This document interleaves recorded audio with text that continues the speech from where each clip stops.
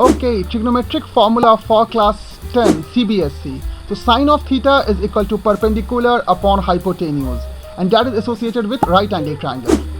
Okay. Now after sine of theta, cos of theta must be equal to base upon hypotenuse, and that is also associated with right angle triangle. Now tan of theta is equal to perpendicular divided by base. Tan of theta is also called the slope of a line, that is the slope of the hypotenuse.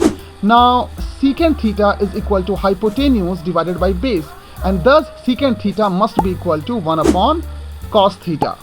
Similarly, cosec theta must be equal to hypotenuse upon perpendicular, and thus cosec theta must be equal to 1 upon sin theta. Now cot theta is equal to base upon perpendicular, and thus cot theta must be equal to 1 upon tan theta.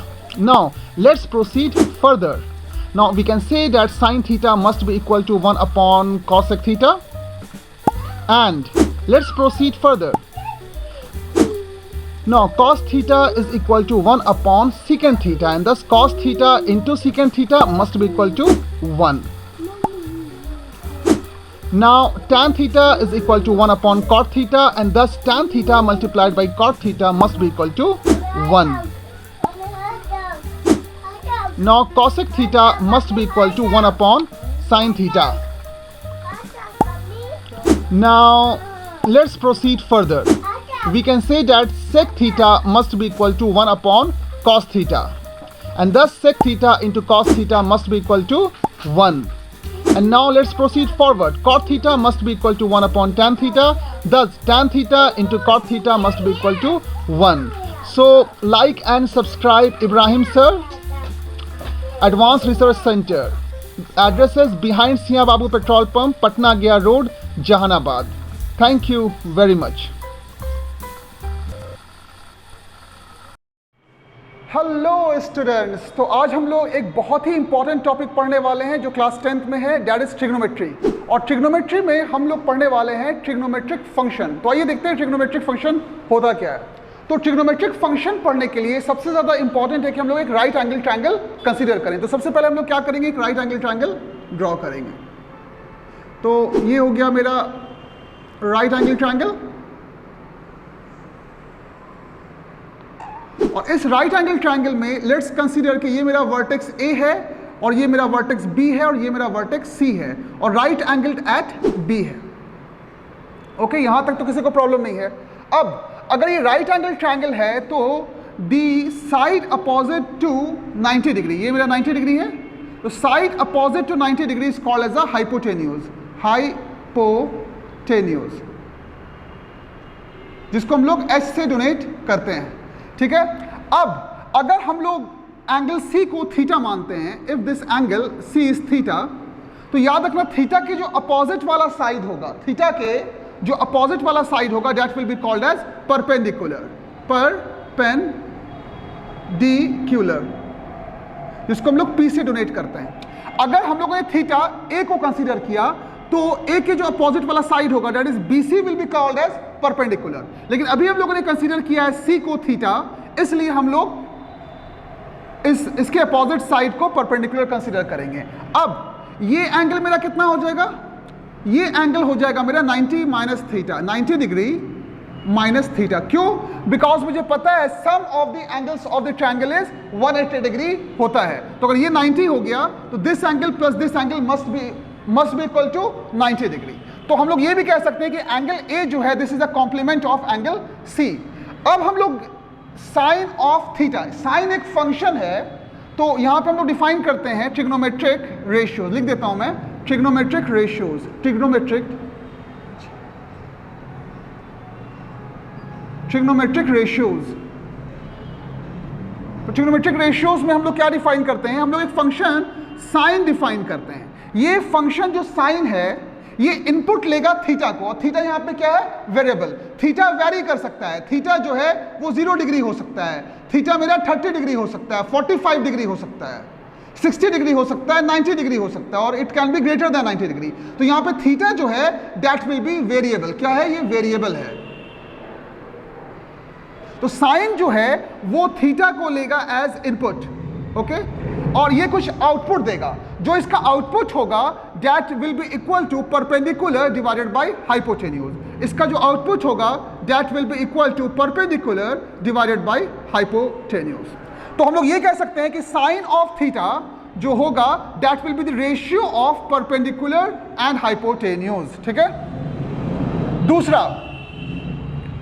हम लोग एक दूसरा trigonometric function define करते हैं that is called as a cos, और cos जो input लेगा वो भी थीटा लेगा, and that will be defined as, कैसे डिफाइन किया जाएगा इसको, that will be equal to base, ये मेरा हो गया बेस जिसको हम लोग बी से डोनेट करते हैं, and that will be equal to base divided by hypotenuse. Okay, तो यहां पर हम लोगों ने दो फंक्शन डिफाइन किया, एक साइन फंक्शन, दूसरा कोसाइन फंक्शन। ये जो इनपुट लेगा that will be called the domain of this function.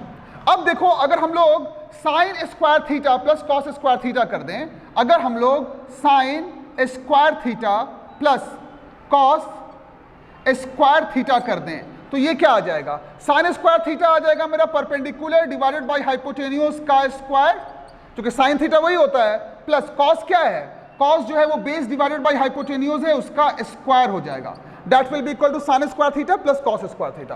तो ये मेरा बन जाएगा perpendicular square upon hypotenuse square plus base square upon hypotenuse square. तो फाइनली ये मेरा आ जाएगा क्या, हाइपोटेन्यूज स्क्वायर, और यहां पे आ जाएगा perpendicular square plus base square. अब ये बताओ कि perpendicular square plus base square क्या होता है, हाइपोटेन्यूज स्क्वायर होता है फ्रॉम पाइथागोरस थ्योरम। तो हम लोग कह सकते हैं कि from Pythagoras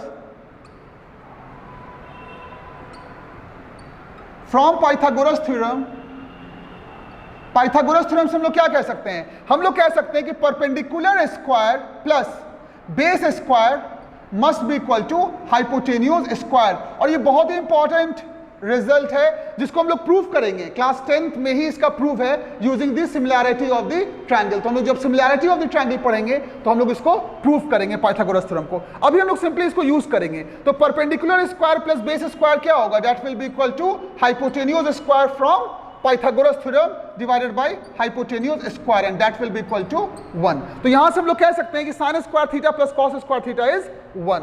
so sine square theta plus cos square theta must be equal to 1।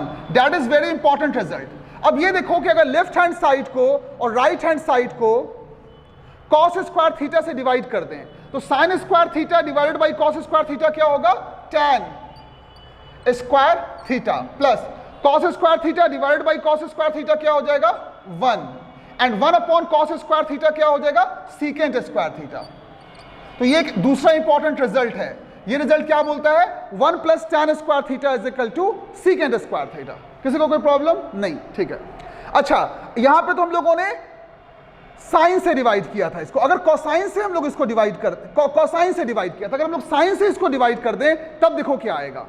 अगर इसको हम लोग जो है वो साइन से डिवाइड कर दें तो क्या आएगा, तो साइन स्क्वायर और साइन स्क्वायर कट जाएगा, नीचे भी साइन स्क्वायर से डिवाइड कर देंगे, यहां पर भी साइन स्क्वायर से डिवाइड कर देंगे, तो साइन स्क्वायर कट के 1 आ जाएगा, plus cos square divided by sine square will become cot square theta, and 1 upon sine will become cosec square theta. तो ये मेरा तीसरा इंपॉर्टेंट रिजल्ट है। तो 3 इंपॉर्टेंट रिजल्ट्स हम लोगों ने डिराइव कर लिया by using the Pythagoras theorem.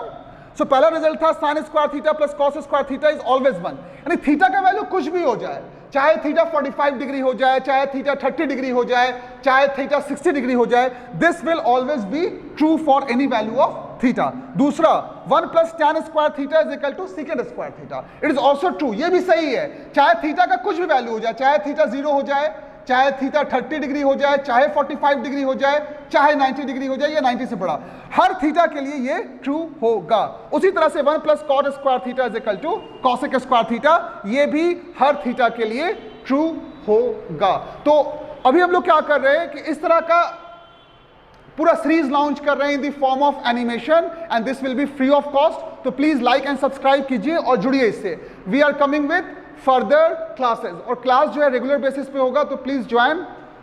Thank you very much.